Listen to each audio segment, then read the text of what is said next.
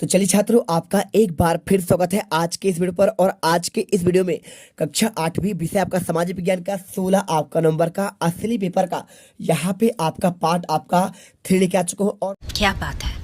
और पार्ट 3 में हम यहाँ पे आपको A to Z क्वेश्चन का आंसर करेंगे और इसमें आपको यहाँ पे एक एक क्वेश्चन का आपको आंसर बताया जाएगा, जिसको आपको अभी 50 में से 50 नंबर मिल सके। आप दिल से वीडियो देखिए और एक एक क्वेश्चन रट लीजिए। आप यहाँ पे पार्ट 3 में हम यहाँ पे खेल खत्म करते हैं पूरा आपका समाज विज्ञान के पेपर का। रट लीजिए, क्वेश्चन पेपर आपका यही आपका आने वाला है। तो चलिए देखिए, मेरे पास यहाँ पे हर एक क्वेश्चन मैंने 10 का आंसर दे दिया था। और इसके बाद क्वेश्चन आपका देखिए 11वां, और 11वां के बाद आपको 12वां, और इसके बाद आपका यहाँ पे 13वां, ठीक है, 13वां 14वां 15वां 16वां, और इसके बाद आपका यहाँ पे 17वां 18वां 19वां 20वां देखिए, और इसके बाद आपका यहाँ पे 21वां है ना, आपका देखिए 21वां क्वेश्चन। और इसके बाद आपका लास्ट क्वेश्चन आपका 22वां। सारे आंसर आपको एक ही वीडियो पर कंप्लीट आंसर देने वाला हूँ। फटाफट रख लीजिए, क्योंकि आप यहाँ पे टॉपर बनेंगे, आप यहाँ पे टॉप करोगे। फटाफट देख लो और पेपर में गर्दा मचा दो। इस बार पेपर क्वेश्चन अब बता दूं आपको कि क्वेश्चन पेपर आपका यहाँ पे चेंज हो रहा है। क्यों हो रहा है? क्योंकि आपको यहाँ पे एमपी बोर्ड के आपके जो अधिकारी हैं उनको पता चल चुका है कि आपका समाज विज्ञान का पेपर उससे पहले आपके लगातार पेपर थे, तो आपको उनको मौका नहीं मिला और उन्हें पता चल, लेकिन उन्हें पता चल चुका है कि आपका यूट्यूब पर पेपर आपका रियल क्वेश्चन पेपर डाल रहे हैं, और इसके लिए आपका सामाजिक विज्ञान का पेपर आपका चेंज होगा। ठीक है, तो आपको 100% आप यहाँ पे बात जान लीजिए कि आपका क्वेश्चन पेपर चेंज होगा। तो इसके लिए आपको यहाँ पे जितने आपके वीडियो आएंगे, देखिए बहुत सारे लोग आपका एक पेपर डाल देंगे, है ना, और आपको बता देंगे कि आपका यही क्वेश्चन पेपर आएगा, लेकिन आपका 101% आपका इस बार चेंज होगा। तो आपको नजर रखना है हमारे चैनल पर। कुछ ही यहाँ पे आपके यूट्यूबर हैं जो आपका जानते हैं इस बात को, तो आपको यहाँ पे पूरा भरोसा रखना है। और आपको यहाँ पे जितने आपको सेट बताए जाएं, आपके 2 या 3 सेट आपके यहाँ पे जारी किए गए हैं, और उन्हीं में से आपका सेट आएगा। तो मेरे पास आपका यहाँ पे सेट ए है, और ये आपका जो क्वेश्चन पेपर है आपका सेट आपका यहाँ पे दूसरा है। तो इसका आंसर आपको मैं दे रहा हूँ, जिससे आपके क्वेश्चन जितने भी आपके आए, आपका A to Z क्वेश्चन आपका एक भी बाहर ना हो। चलिए फटाफट आपको क्वेश्चन, यहाँ पे मैंने आपको 10 तक का आंसर आपको बता दिया था। यदि आपने नहीं देखा है तो आप देख लीजिए, यहाँ पे सभी का आंसर आपका लिखा हुआ है ना, लगा है। दूसरे का आंसर जिराफ होगा, पहले का आंसर 78 और 21, और इसके बाद आपका तीसरे का आंसर भूमध्य सागरीय जलवायु, चौथे का आंसर पल्लव वंश, पांचवें का आंसर आपका पश्चिमी, और छठे का आंसर विधायक, सातवें का आंसर आपका पेंटर और अंतरिक्ष यात्री, आठवें का आंसर आपका सूचना पर विज्ञापन, और इसके बाद आपका देखिए 90 का आंसर आपका यहाँ पे साप्ताहिक बाजार, और 10वें का आंसर आपको यहाँ पे द्रविड़ शैली। ठीक है, आप इसे याद करिए। और इसके बाद आपको यहाँ पे क्वेश्चन आपका आता है 11वां। ठीक है, तो क्वेश्चन आपका 11वां आता है। देखिए यहाँ पे क्वेश्चन दिया गया है, प्रेरी के मैदानों को संसार की रोटी की डलिया क्यों कहा गया है? आपका ये क्वेश्चन देखिए, तो आपको इसका आंसर करना है। प्रेरी मैदान में गेहूं का उत्पादन आपका अधिक होता है, इसलिए इसे रोटी का डलिया कहा जाता है। 3 नंबर का क्वेश्चन है, अच्छे से याद करो, आप यहाँ पे टॉपर बनोगे। क्वेश्चन देखिए, क्वेश्चन आपका 12वां, क्यूबा को शक्कर का घर क्यों कहा जाता है? और इसका आंसर करिए। अधिक गन्ना उत्पादन होने के कारण क्यूबा को आपका शक्कर का घर कहा जाता है। आप ये आंसर करिए। और इसके बाद देखिए क्वेश्चन आपका यहाँ पे आता है आपका 13वां क्वेश्चन दिया है, काकोरी कांड स्वतंत्रता संग्राम क्रांतिकारियों को द्वारा आपका ब्रिटिश सरकार का खजाना लूटने से संबंधित था, जिसमें आपके काकोरी नामक स्थान पर ट्रेन को रोककर आपका लूटा गया था। आपको यह आंसर करना है। देखिए काकोरी कांड में आपका देखिए चंद्रशेखर आजाद थे, और इसके साथ भगत सिंह थी, और आपका यहाँ पे बटुकेश्वर दास, यहाँ पे आपके इन क्रांतिकारियों ने यहाँ पे लूटा था आपके। और इसके बाद देखिए यहाँ पे आपका अगला क्वेश्चन 14 नंबर, ग्राम दल के आपको 3 प्रमुख नेताओं के नाम दिखाना है। तो आप यहाँ पे आंसर करिए। गृह दल के नेता आपके 3 नेता लाला लाजपत राय थे, और दूसरा आपका बाल गंगाधर तिलक, जिन्होंने किया था स्वराज मेरा जनसिद्ध अधिकार है, मैं इसे लेकर रहूंगा। और साइमन गो बैक आपका नारा लाला लाजपत राय ने दिया था, जो आपको यहाँ पे क्या हुआ था, आपको इसमें घायल हो गए थे और इनकी मृत्यु हो गई थी। बिपिन चंद्रपाल आपको यहाँ पे तीसरे देखिए। इसके बाद देखिए समोच्च रेखा किसे कहते हैं? आंसर करिए आप यहाँ पे।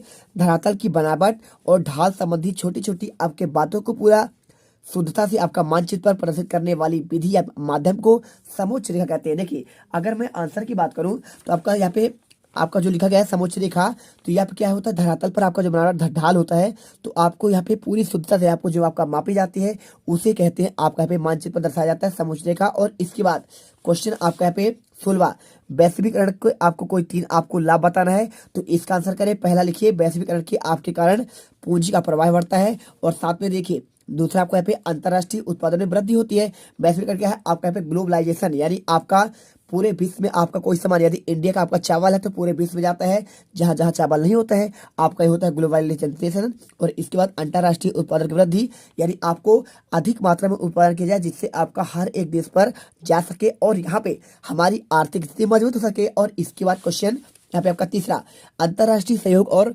प्रतियोगिता का विकास आपका होता है। आपको आंसर ये करना है और वीडियो को आपको दिल से लाइक करना है, ठीक है। देखिए आपको इससे आपका ही फायदा है, हमारा आपका यहाँ पे कोई फायदा नहीं है। इससे आपको आने वाले वार्षिक का आपको आंसर मिलेगा और इसके बाद खरीफ और रबी फसल के आपको अंतर बताना है। तो देखिए खरीफ की बात करें तो देखिए आपको लिखना पड़ेगा, यह जुलाई माह में आपका बोई जाती है। आपको पहला खरीफ की बात करें, बिल्कुल आपका देखिए आपका खरीफ कब होता है, आपका वर्षा के सीजन में, तो जुलाई माह में आपका पानी बरसता है और आपको इसी माह पर खरीफ की फसल बोई जाती है। और रबी फसल यह नवंबर माह में बोई जाती है। और इसके बाद नवंबर मतलब आपका जो अभी चल रहा है, ठीक है। और नवंबर में देखिए आपको यहाँ पे गेहूं का सीजन आता है। और खरीफ की फसल कौन कौन से होते हैं, सोयाबीन होता है, मक्का होता है और आपका कपास होता है और धान होता है, गन्ना होता है। और अगर बात करें रबी की तो गेहूं होता है, चना होता है, मसूर होता है और मटर होता है। और इसके बाद देखिए वर्षा के पानी से सिंचाई होती है। आपको तीसरा पॉइंट होता है, बिल्कुल होता है, बरसात में आपका वर्षा के पानी से होगा। और आपका रबी फसल क्या होगा, किससे, कुआं से होगा, तालाब होगा, नहरें होंगे, नलकूप होंगे, इससे सिंचाई होगी। क्योंकि देखिए आपको पानी तो हर सीजन बरसेगा नहीं। और इसके बाद देखिए क्वेश्चन आपका आता है यहाँ पे 18वां, डाउन्स आपका क्या है। तो डाउन्स देखिए आपका अमेरिका में आता है। कहाँ पे आता है, अमेरिका में। आपका यहाँ पे कालगुरली और कुलगारी नामक आपके खदान है। और आपका पे लिखा देखिए डाउन्स आपका घास के मैदान है। तो ऑस्ट्रेलिया में मध्यवर्ती भाग के उत्तरी क्षेत्र पे उष्णकटिबंधीय घास भूमि और दक्षिण क्षेत्र में मर्रे और डार्लिंग। देखिए आपके मर्रे और आपका डार्लिंग आपका यहाँ पे नदी है। तो आपको इन दोनों नदी के बेसिन में आपको शीतोष्ण घास और भूमि है जिससे आपका डाउन्स कहते हैं। और चलिए इसके बाद कौन सा नदी, मर्रे और डार्लिंग। और इसके बाद देखिए क्वेश्चन आपका 19वां, नौसेना में अधिकारी वर्ग की पदक्रम आपको सूची का चार्ट बनाना है। सबसे पहले आपका होता है एडमिरल और इसका आपका सबसे बड़ा अधिकारी होता है आपका वाइस एडमिरल, इसके बाद होता है। और इसके बाद आपका होता है कैप्टन कमांडर और कैप्टन कमांडर के बाद आपका होता है लेफ्टिनेंट आपका कमांडर। और इसके बाद आपका संयुक्त लेफ्टिनेंट कमांडर होता है। तो आपको यहाँ पे क्रमशः आपको याद करना है, admiral, vice admiral, captain commander, lieutenant commander और आपका भी संयुक्त लेफ्टिनेंट कमांडर। चलिए इसके बाद क्वेश्चन आपका 20वां आता है, प्रार्थना समाज की आपको स्थापना किसने की और इनके द्वारा किए गए समाज के कोई आपको सुधार कार्य करना है। तो आपको इसके आंसर की बात की जाए तो आपको इसका आंसर देखिए आपका यहाँ पे प्रार्थना समाज की स्थापना की बात की जाए तो इसका आंसर चलिए आपको दिखाते हैं। तो देखिए अगर बात की जाए प्रार्थना समाज की स्थापना किसने की तो आप यहाँ पे आंसर लिख लीजिए। प्रार्थना समाज की स्थापना की बात करें तो आपको यहाँ पे लिखना है प्रार्थना समाज की स्थापना, आप यहाँ पे लिखा आपको लिखना पड़ेगा आत्माराम और पांडुरंग, ठीक है। आत्माराम पांडुरंग ने की थी, इनका एक ही नाम है, ठीक है, पांडुरंग ने की थी। और इसके बाद देखिए इसके बाद आपको यहाँ पे लिखना है इनके द्वारा किए गए समाज सुधार के कोई आपको चार बताना है, चार कार्य। तो चलिए आपको यहाँ पे आंसर बताते हैं। देखिए इसके अलावा आपके कुछ और नाम थे। यहाँ पे आपका गोविंद रानाडे, आपने सुना होगा गोविंद रानाडे, तो इनको ये भी मिलकर आपका यहाँ पे किए थे। इसके साथ एक और आपका यहाँ पे लोग थे, कौन थे, इनका आपका नाम की बात करें तो आपको इनका नाम, इनके अलावा आपका जो आपका नाम था यहाँ पे उनका भी आपको लिखना पड़ेगा। देखिए सभी का आपको नाम लिखना पड़ेगा क्योंकि देखिए यहाँ पे आपको 3 लोगों ने आपका मिलकर स्थापना की थी। आपका नाम था उनका RG भंडारकर, ठीक है। चलिए आप यहाँ पे आंसर कर लीजिए। और इसके बाद समाज सुधार के कोई चार की कार्य की बात की जाए तो आपको यहाँ पे पहला कार्य लिखना है, प्रार्थना समाज ने नारायण के नेतृत्व में जाति प्रथा, बाल विवाह, मूर्ति पूजा और हिंदू समाज की अन्य कुरीतियों के विरुद्ध आंदोलन किया है ना। और उसने 19वीं शताब्दी में 90 दशक में नारी जागरण की आपकी योजनाओं पर आरंभ किया। आर्य समाज, महिला समाज की स्थापना की। और इसके बाद आप लिख दीजिए यहाँ पे 1878 में प्रार्थना समाज द्वारा स्थापित पहला रात्रि विद्यालय जन शिक्षा और प्रौढ़ शिक्षा के क्षेत्र में आपका अग्रणी रहा। और इसके बाद आप यहाँ पे तीसरा लिखिए, the depressed class mission society of India नाम की संस्था अछूतो दौर के लिए प्रसिद्ध है और प्रार्थना समाज के एक कार्यकर्ता विठल रामजी सिंधे द्वारा स्थापित की गई। और इसके बाद चौथा पॉइंट लिख दीजिए, 1917 में प्रार्थना समाज ने राम मोहन अंग्रेजी विद्यालय की स्थापना की। आपके पे आपके 4 सुधार कार्य आपके ये हुए। और इसके बाद क्वेश्चन देखिए, तो देखिए अगर बात की जाए प्रार्थना समाज की स्थापना किसने की तो आप आंसर लिखिए, प्रार्थना समाज की स्थापना आत्माराम पांडुरंग ने की थी और गोविंद रानाडे और RG भंडारकर, ये 3 लोग मिलकर किए थे। और इनके द्वारा समाज पर किए गए सुधार कार्य की बात करें तो आपका इसका आंसर आपको यहाँ पे मिल जाएगा। और आंसर आप यहाँ पे कर दीजिए, प्रार्थना समाज की स्थापना 1867 में महादेव गोविंद रानाडे मुंबई में की थी। समाज सुधार कार्य, बाल विवाह, विधवा मुंडन, पुनर्विवाह आपका स्त्री शिक्षा पर जोर दिया था। और आंसर करिए। और इसके बाद देखिए क्वेश्चन आपका यहाँ पे आता है आपका दीर्घ उत्तरी क्वेश्चन 21 से 22। तो क्वेश्चन आपका 21 में लिखा है वायु प्रदूषण को रोकने के लिए आपको 5 आपके उपाय लिखना है। तो आपको यहाँ पे 5 उपाय लिख दीजिए, ठीक है। देखिए आपको यहाँ पे वायु प्रदूषण की रोकने के कुछ आपके उपाय दिए हैं। प्रदूषणकारी उद्योगों के लिए आपके शहरी क्षेत्र से दूर आपका अलग क्लस्टर बनाना, पहला आपका पॉइंट।